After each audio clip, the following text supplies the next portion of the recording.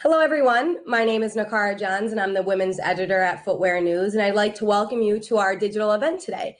We will be presenting the future of trade shows, which will be just about that.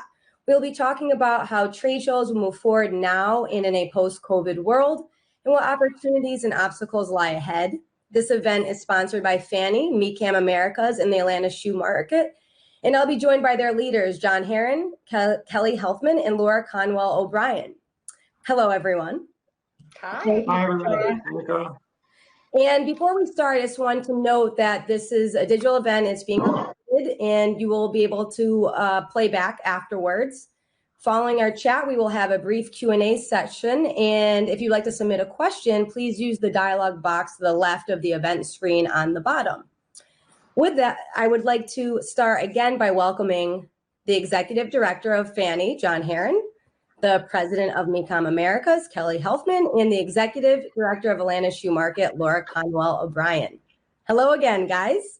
Hi, thank you. Joining us virtually. It's the new normal.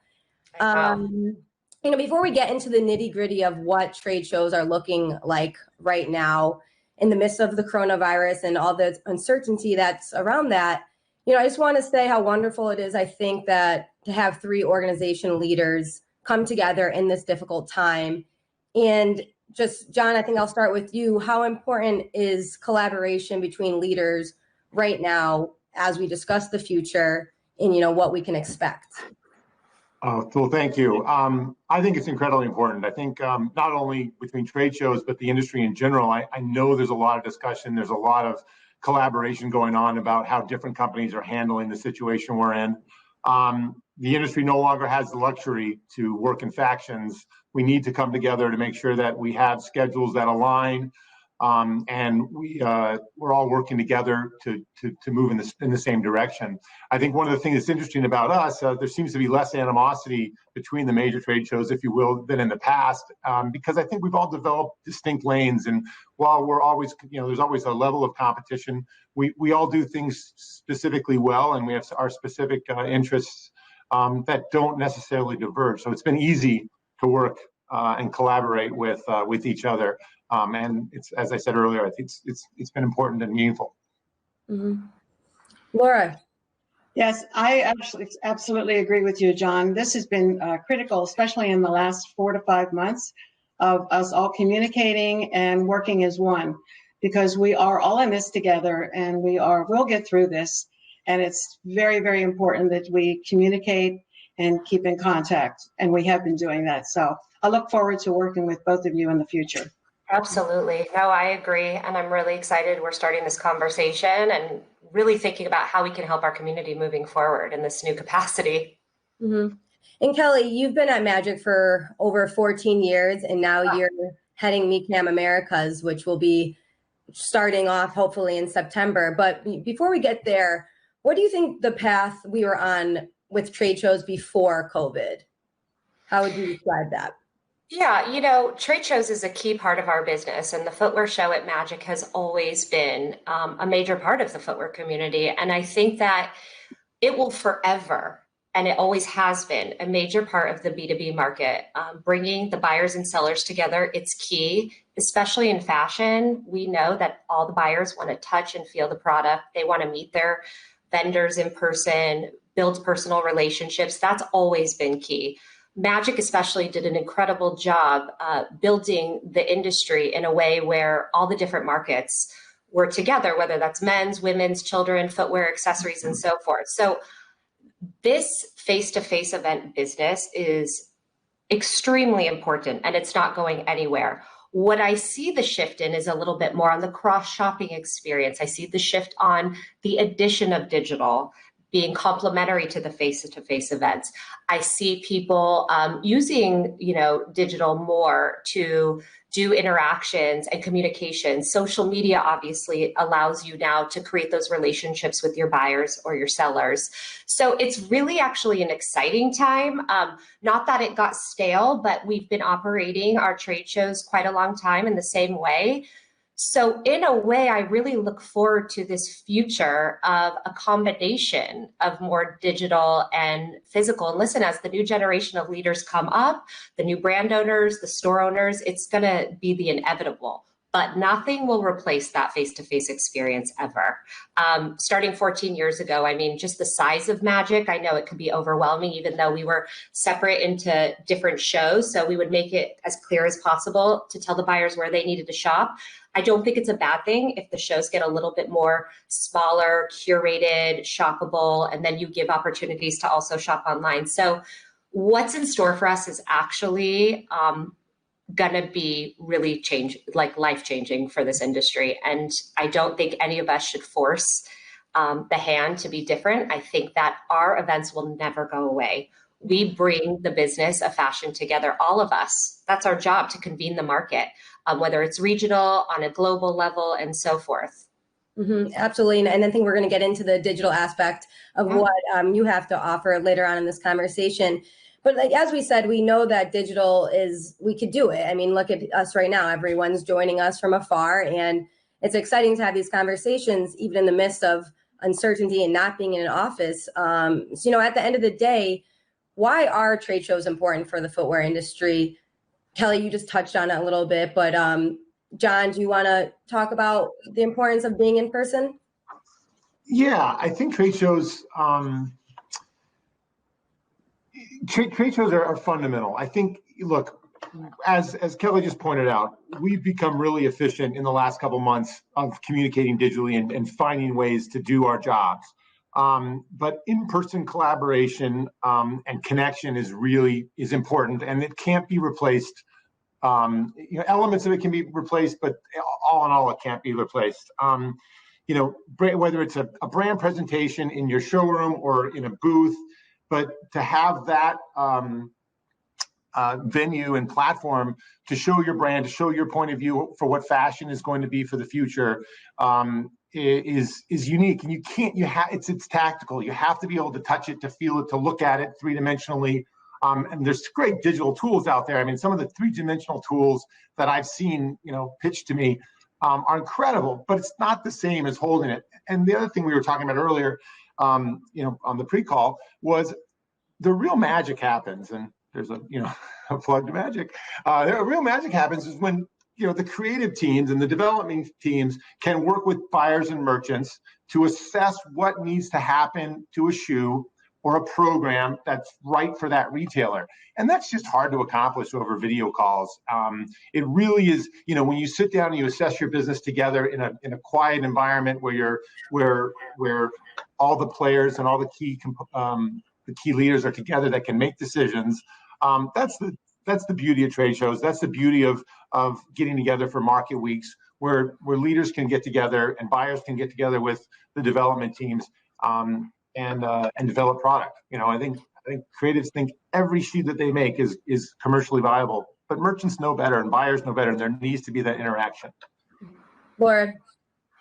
We are a touch and feel type industry, just like John was saying. So I don't see that our trade shows are going anywhere. We could possibly have digital components coming into our industry, but I don't see that the trade shows will be going anywhere anytime soon. Mm-hmm. And Laura, now that we have you on here and you have hopefully the next show in the end of August, what have you been hearing from your vendors? What's top of mind right now? And I guess where do you stand? Where can we tell people? Well, it depends on what time of the day you want to talk to me. It changes hourly. We have been very fortunate that the attendance has been wonderful up to this point.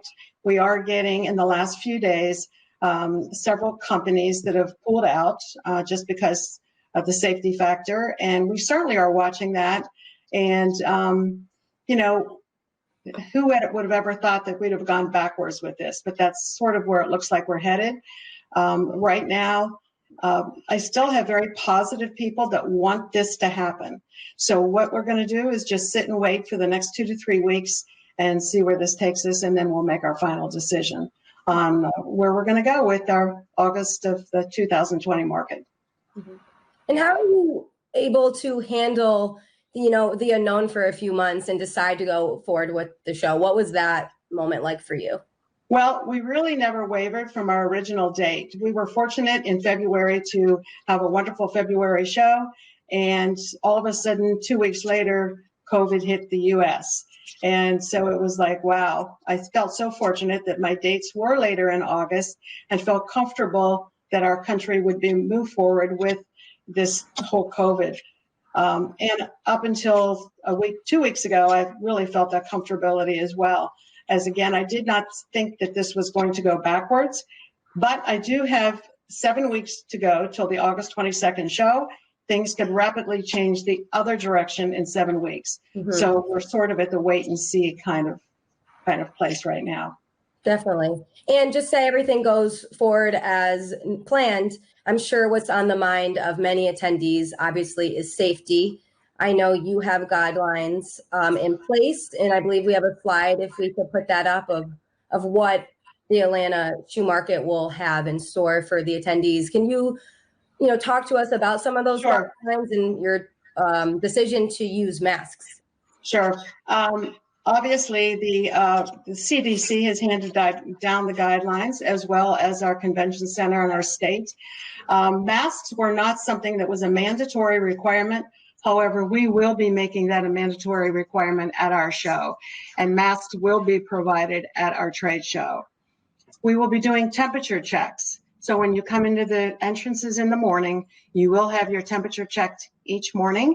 You will receive a different color wristband for that particular day so that our show security will know that you have definitely been tested that day.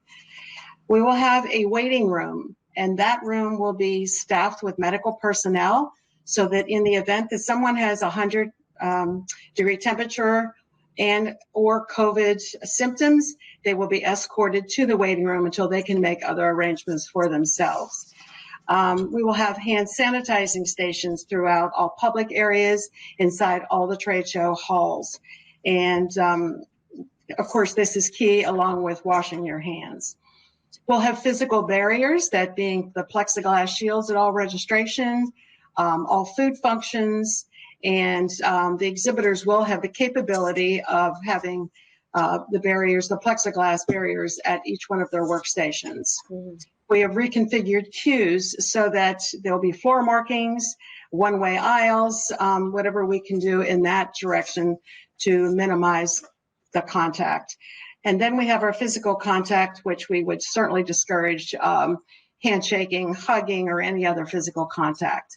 Those are listed on our webpage, on our homepage, on our website, so that we will update those as needed. And currently, we feel like we're in good shape with those. Mm-hmm. And Kelly, I think you could speak to your safety guidelines. I know that Micam Americas has been pushed to the end of September, but I know for all Informa events, you also have safety guidelines. Would you want to mention that? I know it's still up in the air, but for now, that's in place, right? Yeah. So like Laura said, we are keeping a really close eye on what's happening in Nevada and what's happening around us. There are some spikes over there as well. We're paying attention to what the government's saying. They are holding on, moving on to the next stage. So right now, we had to postpone Magic and Micam Americas to the end of September, which I know sadly was not ideal for the footwear industry, but the best we could do for the overall marketplace in terms of safety. Now, as Atlanta's facing, we feel we're digressing a little bit and keeping a really close eye on everything. So should we not feel comfortable to even execute the postponed timeframe at the end of September, we will have to make the hard decision to cancel this. And this is really just all about the safety of our attendees. Should we be able to execute? We have very strict guidelines. Informa is a huge company that we execute hundreds of thousands of events every year. And so we've come up with guidelines with Informa Corporate They consist of 10 pillars, very similar. I won't go through each and every one of these, very similar to Atlanta. Temperature checks, mass, capacity measurements in booths and halls. Obviously, we would take up all 3 halls within the Las Vegas Convention Center to make sure we're as spread out as possible. Aisles will be 20 feet or so. We're really going to make sure that we have no open food areas. Everything's pre-packed. So we are working with a company called GBAC. They're certified, and they work with a lot of companies in the US. So they're working closely with our operations team in the LVCC. The Las Vegas Convention Center also has a ton of incredible investments they're putting into that venue to make sure it's safe with air quality and so forth. So we have very similar measures that we will be implementing should we be able to have the physical event at the end of September. Mm-hmm. And should we be able to go forward with that, like I said earlier, this would be the first Micam Americas under new leadership. And I know you have many goals that you're looking forward to and looking to accomplish. Can you tell everyone about that? Yeah, so we're so excited for those of you who somehow did not hear. The shoe show at Magic is now called Micam Americas. We have partnered with Micam Milano, which makes us really a global fashion event. We are so excited about this partnership, and really this August was going to be our debut as Micam Americas. So we are heartfully really disappointed not to be able to do this launch in the way we want to, because even if we executed the event at the end of September, it would look a lot different than we would typically have in a normal scenario, right? So with Micam Milano and Micam Americas, we would really invest in the things you know and love at their European show, inspiration, deco, networking events, and so forth, a lot more international brands. But given the fact what we're facing with COVID, it is not going to be that debut we would have hoped. So we're going to really invest in that for 2021. I really appreciate all of the brands and the buyers being patient, because I know this is hard. The uncertainty is hard for all of us as trade show executors, but it's just as hard or harder for all of our brands and buyers. So I appreciate the patience. Micam Milano, they're actually going to partner as well with us on our digital event, which I'll get into in a little bit. But just so everybody knows, we're really going to be using our social media channel more, which is micam.americas on Instagram, to update the community, the footwear community, as often as possible. So I really suggest that if you want that live update, you follow there, because that's where we're going to talk to the industry and say what we can't do, safety measures, if the event's happening, if it's not, what's happening with digital. 2021, keeping an eye on things. You know, obviously we're going into the next year. Some large mass events have already canceled through the first half of 2021. So I think our social media channels and obviously our email communications are going to be key for everybody to stay up to date as things are changing so fast. Mm-hmm. But next 2021 will really be our shot to debut in this new capacity at Magic as Micam Americas. Mm-hmm. And I think all 3 of you can answer this just in general about whether retailers are going to buy. I mean, everyone has their own situation and in certain circumstances that we will get into later on and what you're offering. But are you seeing that retailers are being cautious right now? What are you feeling? Hey, Laura? I definitely think that they're coming to buy. I think they'll be very conservative in their buying, but I definitely think they want new product in their stores. So I definitely feel that they're coming to buy. I think otherwise there'd be no reason for them to come out. I mean, they've definitely registered for the show. We have all our majors registered. They're definitely looking for new product. So yeah. I think it's positive. I agree. You know, we surveyed our buyers before postponing Magic to make sure that there was still a want and a need for these buyers to come and shop. And it was heavily skewed on way more than half said, yes, I need an event. I need to shop for my stores. These mom and pop boutiques are using really creative ways to sell, even if they can't open, whether that's on a Facebook Live or, you know, they're doing by appointment only. So yes, there is absolutely a want, which is great for our brands to hear. I think they're getting a little bit pickier, which is okay. we have to be patient with them as brands to understand that they too need to watch their dollars. They're going through the same issues we all are in terms of budgets.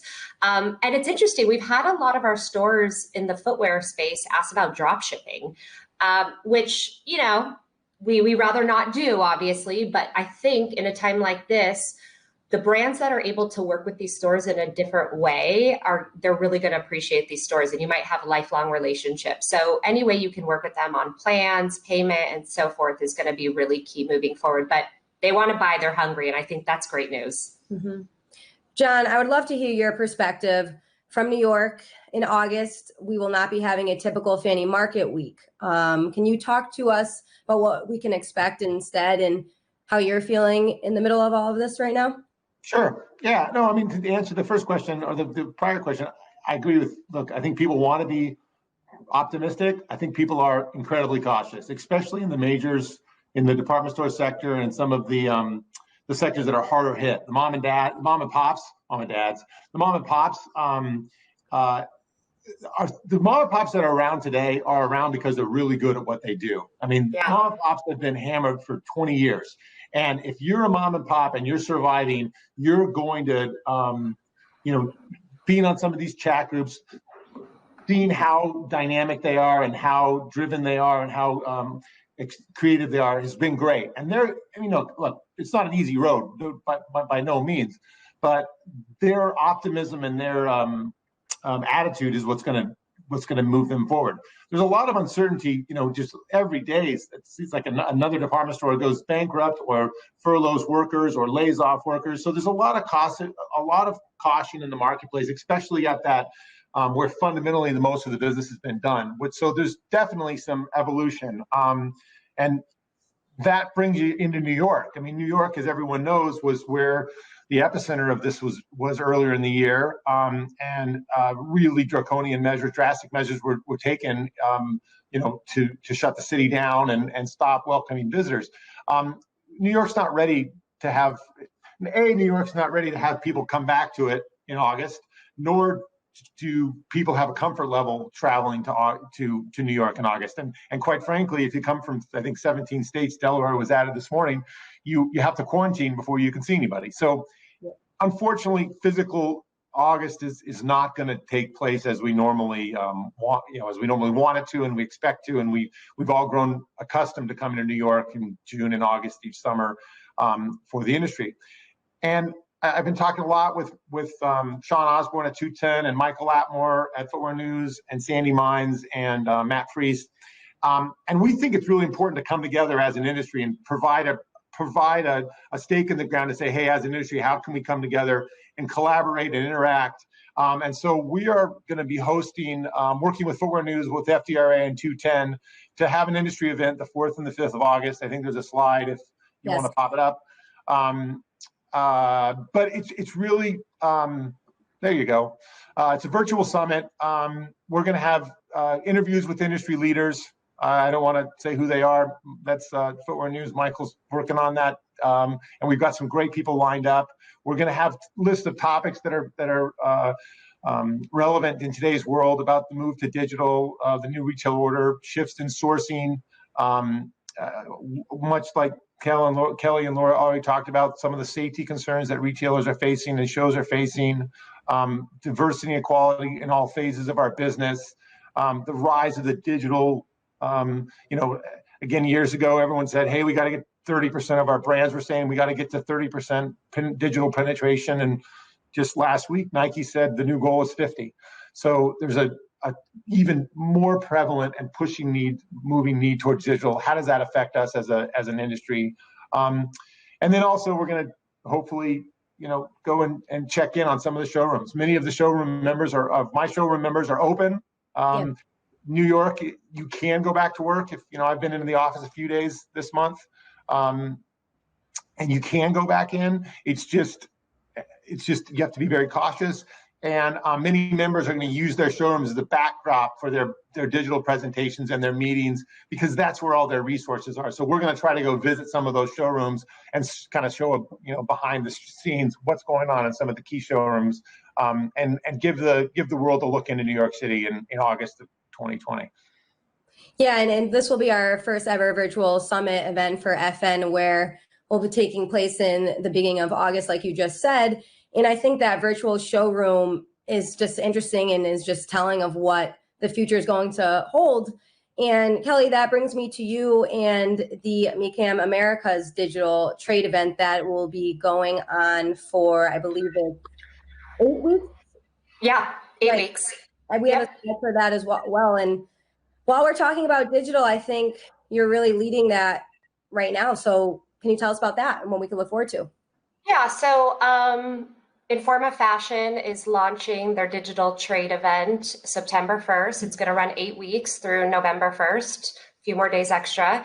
It's going to be Magic, Coterie, Micam Americas. We're really excited because Micam Milano just joined our digital event as well. We're partnering with New Order, who obviously is a real leader in this space, has a great platform and a tool to do order writing and connect you with your customers. We felt that that was a really great partner for us.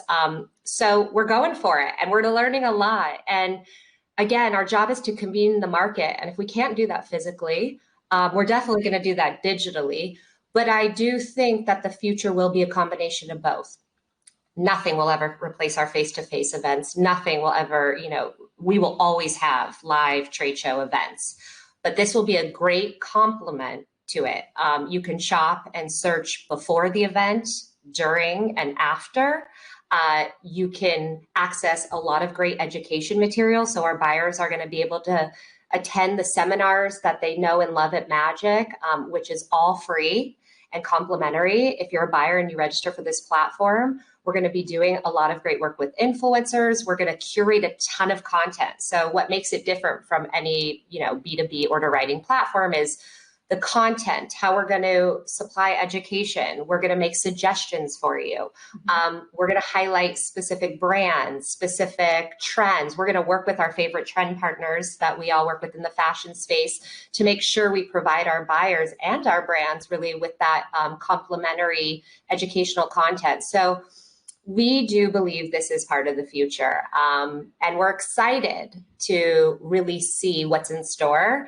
It's a lot of learning for us, but I guess COVID, if anything, sped this up quite a bit. We've been wanting to launch this for quite a long time. I think the exciting part is these brands are going to get promoted and marketed to a ton of retailers, both New Order's base and ours, and the value there's going to be incredible for what we're charging. And if they get 10 new leads, it's going to be worth it. So it's kind of like the trade show. It's our job to get the buyers onto the platform and get them into their booths, right? Yep. And so it's going to be a big marketing tool for us. With that being said, our partners at Micam Milano being part of this too, I look forward to the international and domestic footwear brands sharing that space. The more buyers that everybody invites onto the platform is the more for everybody that we fill this digital event. So virtual and digital are very different. I just want to make sure that's clear. When we talk about a virtual event, some people think like what Canton Fair did, where you're walking into the booth and you're going through the rack. A digital trade event is what we're doing. And it's really an incredible search tool, a lead gen tool, a marketing tool. You can search by product, price point, delivery. Then there are these curated content pieces. We are going to have virtual showrooms. So to your point, that's going to be a really neat tool that people can use and actually people can pick off a rack. So that will be an introduction this show that we're going to test, and that's included in the price point for the digital event. So I would say that with the live event running right now, but potentially not going to happen, the digital event's going to be key this show cycle to convene the market. Moving forward, we do plan to still do it, even in a space where we have a live event. So it's exciting, and I hope everybody, all buyers can come on and register complimentary and search it for those 8 weeks and do business. The timing for footwear is interesting. We have and I think we're going to get into this in a little bit. The consumer's dictating a lot of different timing. So as opposed to apparel, I think it's a little bit more complicated for the footwear community with those dates of September and October. But with the different deliveries, immediates, and so forth, it's a great way to move inventory. And we can sort it by drop shipping if you have that as an option as well. So Yeah, I wanted to get into the dates and possibly changing or just where it's heading, because consumer patterns are shifting on many levels due to COVID, whether they're shopping directly online right now, the fact that buy now, wear now is gaining a lot of traction. How do you think this is impacting trade shows and in terms of dates in the fashion cycles? Will there be a change? I mean, yeah, listen, September, that is a change. It's inevitable. It's happening, and it's going to really be important that we all partner as a footwear industry to help a little bit along with the shift. It's easier said than done. I realize that. I think with Magic being part of a marketplace where we have a lot of apparel and accessories, we already got there, and it was really painful, but we did it. The brands have done an incredible job working with the buyers and addressing what the consumer needs are. And I think with Magic especially, the most beautiful thing is all the crossover shopping. So you don't just get those sole footwear stores, you get a ton of apparel, mom and pops or specialty chains that want to shop the footwear. So what happens is those guys who are used to apparel deliveries want the same from the footwear. So they're asking, and sometimes we can't do it. So I would, and looking to both of you, I'm really interested to see how we can help our brands adjust the way in which we did with apparel. And it's really being dictated by the end consumer at this point. So what can we do to help you? We are an industry, and I think we need to support each other. John, what are your thoughts? Look, footwear is definitely a different animal than apparel. And that said, that different segments work on different cycles and different timelines. There's certain fashion brands that come out with 6 to 8 lines a year, while other comfort brands come out with 2 lines a year, 2 to 4 lines a year. Athletics on its own schedule, and again, the changes that we've seen in the last 4 months have just spun this into further flux and further disruption. So I think you're going to come out of it with absolutely the need to discuss dates and should we align with the apparel fashion market, because it is such a buy now, wear now. It's not the same debut of a line that sits in and stays for 4 to 6 months. It's the cycles are so much quicker, and the development cycles have changed so much. It's no longer with 3D, with digital technology and with communication. It's a lot easier. Not easier, but it's different. The developmental cycles of going to all parts of Asia and Europe to make shoes, and so. Yes, dates have to change. Dates have to be discussed. That said, for 2021, we've talked about it at our board, and our common belief is that we want some stability for next year. And if we thought that we'd go and change things up, now's not the time to do it. So as of right now, we're holding firm to our scheduled dates of February and June. And August and December of 2021 will maintain. We've already started working with 210 in June. Every year in December during the FFANY show, 210, our industry's charity, the Footwear People Helping Footwear, always run their big gala during the Wednesday of FFANY week. So we want to make sure that we provide a platform for the industry to come together and support good works like that. And so we're working with Sean Osborne and his team at 210 to make sure that we have a date in June that's stable and agreed upon by the main FFANY members. So as of right now, FFANY days for 2021 are going to be as previously scheduled. Laura. Not to be redundant, I agree with you, John and Kelly. I think that we definitely are going to see a change in our pattern. You can look at our weather. It's staying cooler in March. Our summers are, extending. So our retailers are really not wanting to accept the shoes or buy the shoes when they're so early in the season. I do think that we will see a shift in the dates. I agree with you, John. I don't think it's going to be in the next year. It's going to take some time for us to work this out and see what is the best date pattern for all of us. But I do agree that we need to align ourselves somewhere with the apparel because we've become almost one big industry. So, but it's going to take some time. Hey, it's good we're talking about it. We're starting to bring awareness to this and try to help educate each other, and we'll get there. It took forever for apparel, actually. Exactly. And I did want to talk a little bit about categories in this moment. Just currently, comfort has performed very well in this climate. Obviously, here we are at home. I don't know what everyone's wearing on their feet, but I have slippers. I have slides. That's great. Laura, we talked about this already a little bit in what booths were being booked already in Atlanta. What are you seeing? Well, what we've seen is our comfort section has been sold out since almost the very beginning of time. Comfort and lifestyle, our work boots, our work boot category, those people have really not stopped working. They have been out and about, I shouldn't say out and about, they have been, their orders have been constant during this last 4 months because our workers are still working. So that category has also been very, very good.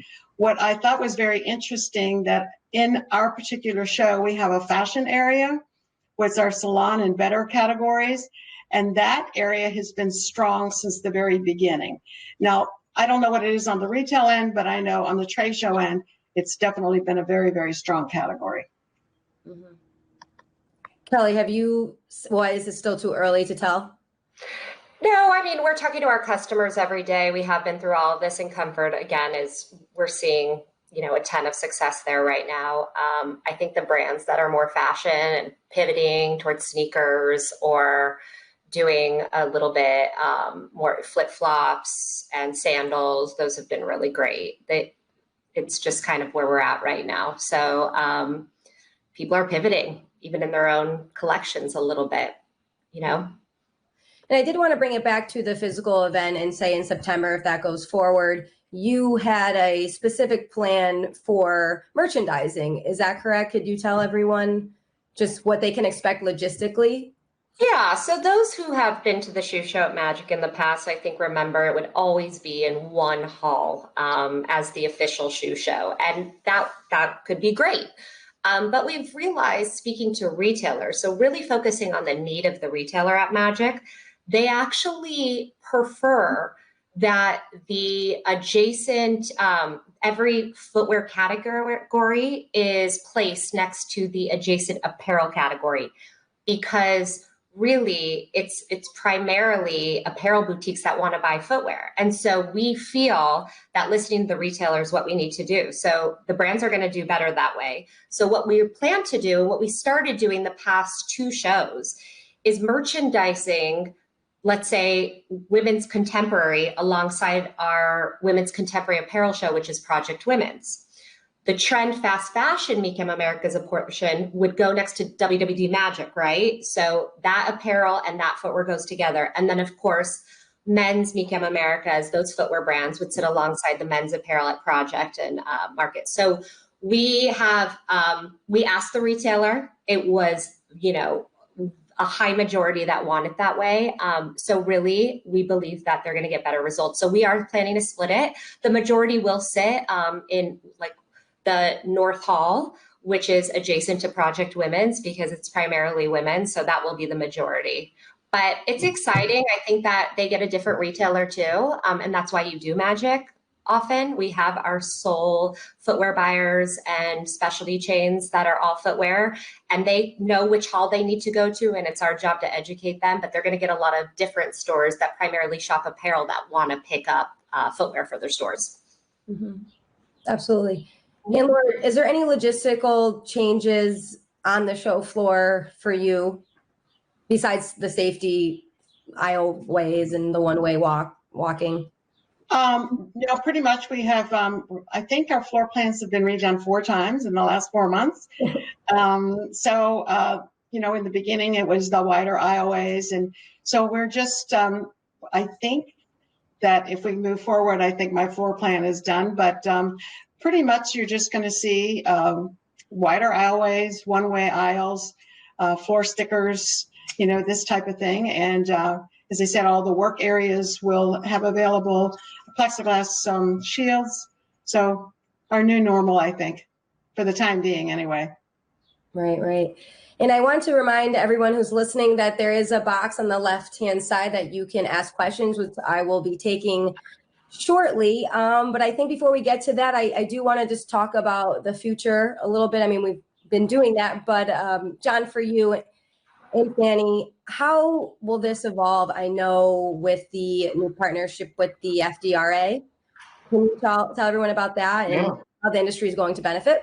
Yeah, so it's been it was announced a couple weeks ago. For those who don't know, at recent board meetings, the FDRA and FFANY's boards have both agreed in principle for a union to take place. And I speak on behalf of the FFANY board when I say we're very pleased with this. This is something that's been contemplated and discussed for several years now.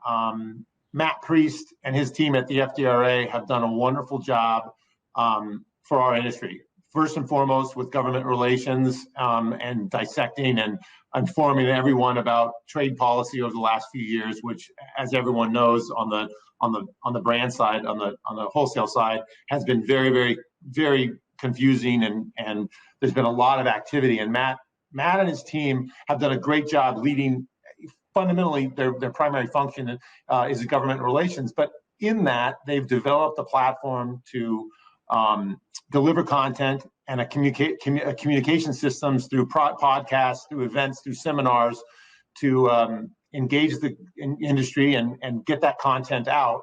And we're really pleased to slot in to their organization as their marketplace component. A lot of our members overlapped, and so for us, it's a membership. For our members, it's a savings. And again, in these times that we started the whole conversation out, collaboration is key because we don't have the luxury of competing with each other. So not that FDRA and FFANY ever competed, but we a lot of times aligned ourselves and did a lot of the same communication work. And so by coming together, it's a savings for all wholesale companies that are members.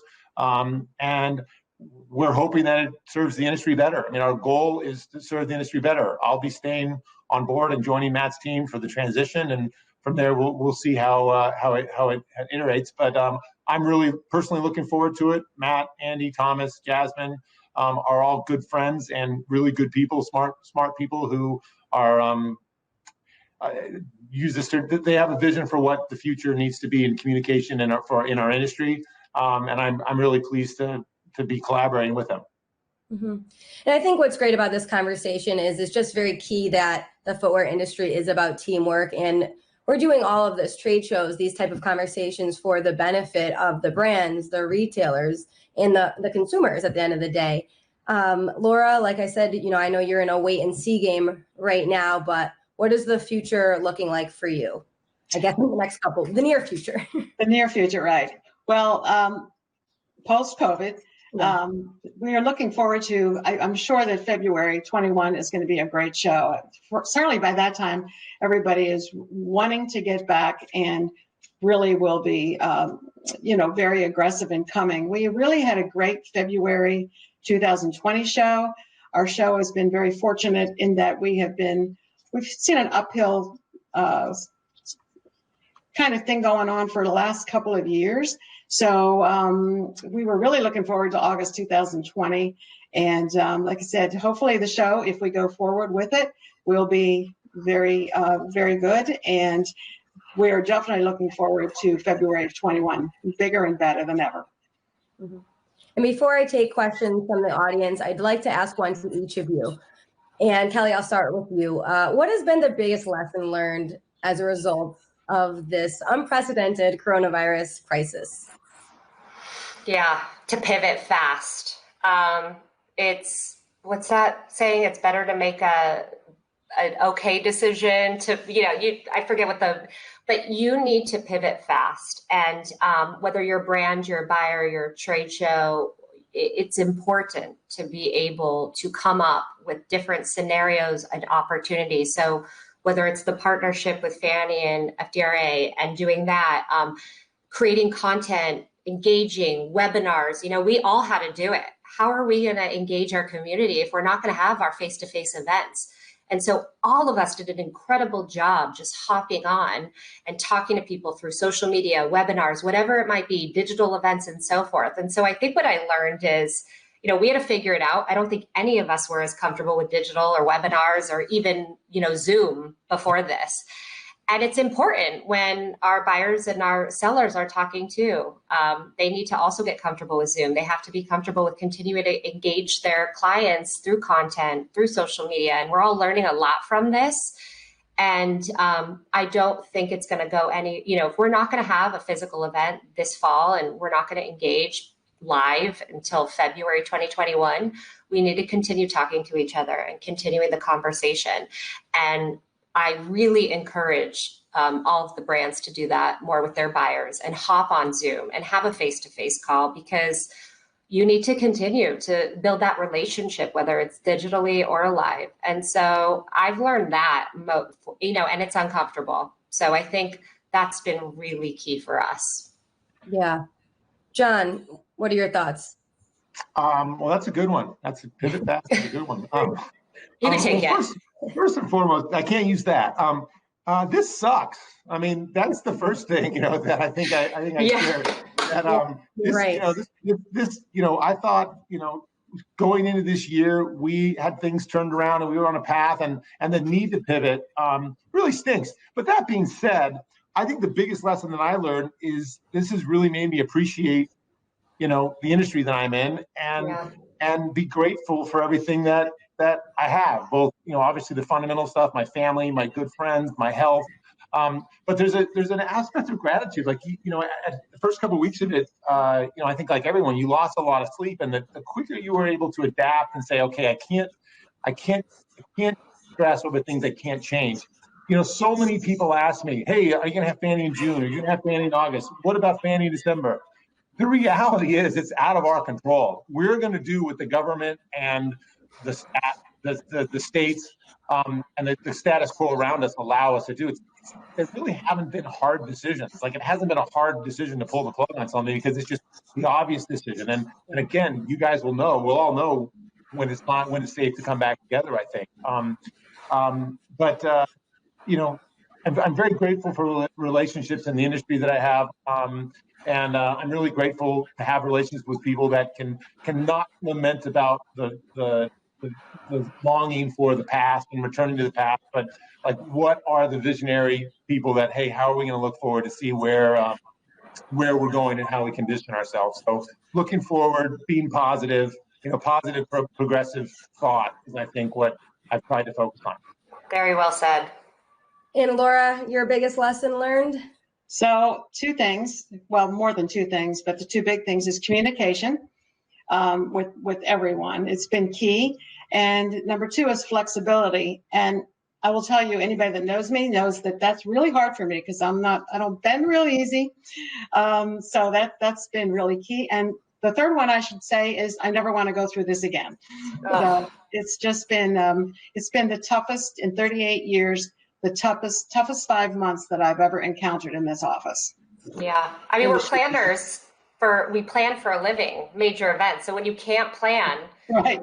All of our brands and buyers are going through so much, but also as trade show or market organizers, we're really financially taking hits as well. We're feeling all the same, the same uncertainty. It's terrible. And so I think being able to talk like this in a space where we all can relate to one another, support each other, is so key. And thank you so much, Nikara, for giving us this platform to do so. Thank you. And thank you guys for being open and honest and just what the reality is right now. We have time for some questions, and we have one that I think is interesting we were going to talk about earlier. And this is about the brick and mortar business continues to shrink share of business. I still think face-to-face is super important, but what are we doing about costs? New York and Vegas are very expensive. It's common conversation among my peers about costs. I'll start off there. So for our live event at the end of September for Micam Americas, we actually are offering a COVID one-time discount to help everybody with ROI. So that's first and foremost. It's 25%. So it was the least we could do, knowing that there will be less buyers and your ROI will be smaller, number one. Number two, we have heard the industry. We realize we're a little bit more expensive than most. So we too use this Micam Americas, Micam Milano partnership to reevaluate our price. And we did take down prices quite a bit. for this launch. So we hear you. We realize Vegas has gotten very expensive over the years. When we initially launched 10 years back with Magic, Vegas wasn't $5 for a banana. Hotel restaurants weren't as expensive. And we realized that that got a little bit out of control. So we did adjust our overall rate for booths quite a bit. And obviously you can reach out to anybody from your Micam Americas rep team and they can go over that with you, but we hear you loud and clear. Yeah, New York is expensive. Absolutely. I mean, again, I don't know if there's ever been a $5 banana in New York, but I'll look for that.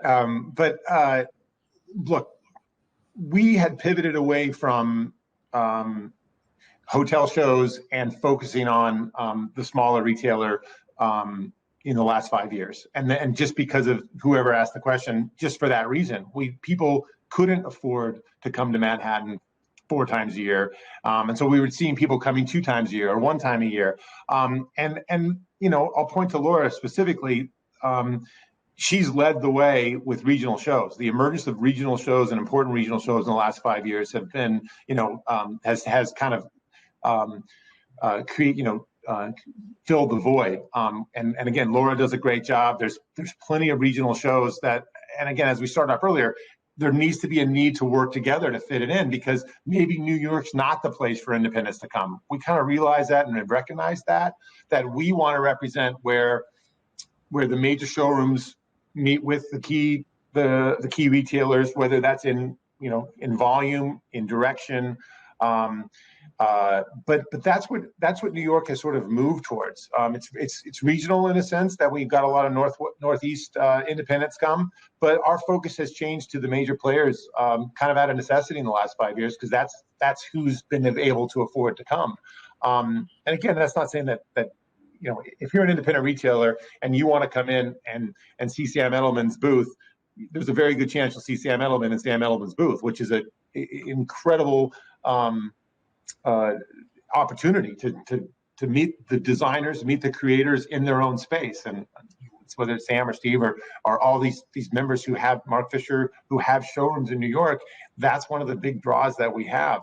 But yeah, absolutely. Economics are a huge part of it. As the economic model has changed in footwear, I think we all have to adjust, and that adjustment will continue to go on. And we try to make it as affordable as possible. Again, we're not involved in hotel show fees anymore, but we don't charge a surcharge for people to come show there. So we're trying to do our very best. You're so well said, and I think our value proposition is really different for all of us. And so, like you said, really telling you're more for the big guys or to do volume. A regional market is different, their value proposition. Something a little bit more global, adjacent to apparel, is a different value proposition. I do think it's important for somebody at the Magic level, Micam Americas level, to have an entry price point for more emerging designers. And so that's something we really try to work on. Yeah, John, you mentioned the regional shows, and someone asked that question as well and how important they are. And I was hoping, Laura, maybe you could speak on that, especially right now in this time. Well, we obviously have moved out of that category a little bit.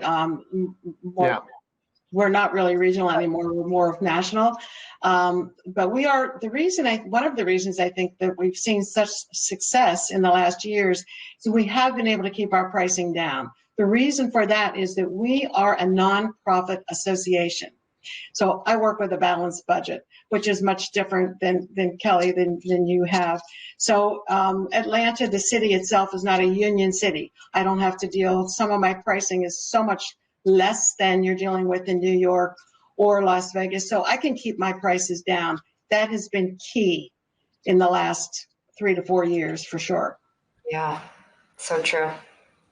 Someone else asked about a general concern about the decrease of attendance of regular trade shows just in general. Do you have any thoughts on this? For us specifically, it's a decrease a lot in the big box majors, but there's been such a huge makeup in the online retailers and people doing these great online shops. And so, yes, as you may see less and less people from the big box, we're making them up in online retailers. And I think it's important, if you're smaller, that you can serve as many as those small guys, whether it's a boutique or an online retailer, to really diversify your business as there's more risk with big box and major guys. So there is a different type of retailer. They're also coming and buying less, okay? They're not buying what they were in 2006 when I first started.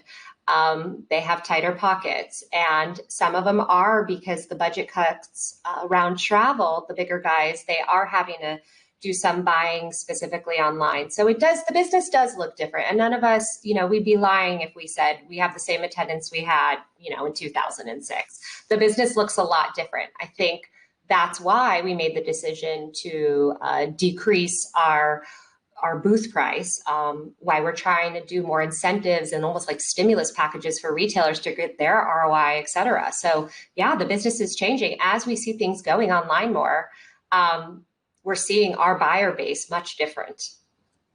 Mm-hmm. And someone else asked about international customers and vendors. Obviously, I believe there's still a ban.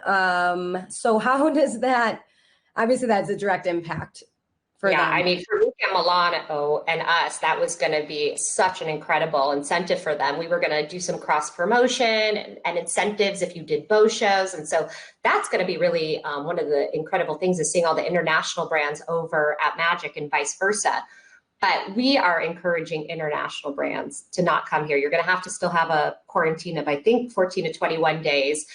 We want to make everybody feel safe. So we're encouraging international, go digital event only. It's a fraction of the price. You can shop international online this time. Next year, hopefully it's an entirely different situation. Laura. The only way we can have our international brands attend is if they have representation here in the United States. If they do, that's fine. And we do have quite a few companies that are coming, especially from Brazil, that will be here and have representation here in the United States. Other than that, we've encouraged for sure that the international is not basically going to be non-existent if they're coming from overseas for August of 20. And there are some other questions again about safety, about whether they could touch and feel the products. Has that come up at all? Yes, absolutely. We actually are investing in about every hour the product could be cleaned, where it doesn't damage the apparel or the footwear or the accessories. So we're investing in that, plus wipes. So we encourage, if it's a footwear product for you, we will do our own cleaning and spray if you're open to it. Complimentary, we're doing that as an investment should we be able to have the physical event, but then you also need to be wiping down. It's just our kind of new normal. If you want to come to a physical show, that's the work we have to do now. Yeah, absolutely. Well, everyone, I think we're running out of time and we have a couple of minutes left. And I just wanted to leave it open to the three of you if there's anything else that you'd like to add before we wrap up. Again, thank you so much for being open and honest and having this conversation with me in Footwear News today. If there's anything else? No, thank you. This has been great. Yeah, thank you very much. I've appreciated the opportunity to be on with y'all. And Laura, I did not mean to segment you as a regional show. Your show is amazing. I've been many times. I did not mean to. Thank you, John. But yeah, your show is amazing. Yeah, and it's so nice to be with you. Well, thank you guys so much. I think we have a lot to look forward to, even if there's challenges and obstacles. The footwear industry is very resilient, as we know. So we're looking forward to the next couple of months in 2020. So again, thank you to John Heron, Kelly Helfman, and Laura Conwell-O'Brien for a terrific presentation. And thank you to today's sponsors, FFANY, Micam Americas, and Atlanta Shoe Market. Again, thanks for everyone for listening. Appreciate it, and have a good week. Thanks, Nikara. Thank you. Bye, everybody. Bye, everybody. Bye-bye.